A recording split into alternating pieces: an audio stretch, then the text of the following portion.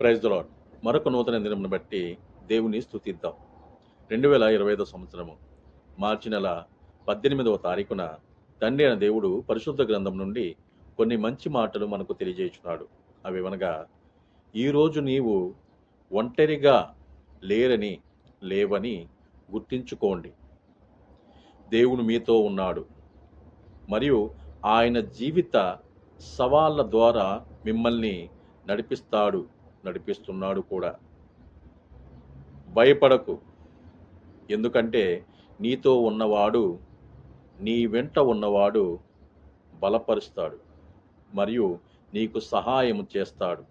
అందుకే పరిశుద్ధ గ్రంథం నుండి యెషయా గ్రంథము 41వ అధ్యాయము 10వ వచనంలో ఇలా వ్రాయబడి ఉంది. నీవు నా దాసుడు అనియు నేను నిన్ను ఉపేక్షింపక ఏర్పరచుకుంటుననియు నేను నీతో చెప్పి ఉన్నాను. నీకు తోడై ఉన్నాను, భయపడకము, నేను నీ దేవుడినై ఉన్నాను. దిగులు పడకము, నేను నిన్ను బలపరుతును, నీకు సహాయము చేయువాడును నేనే.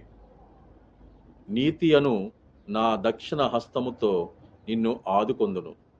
ఇంతటితో ఈ పరిశుద్ధమైన మాటలు దేవుడు దీవించునుగాక. ఆమేన్.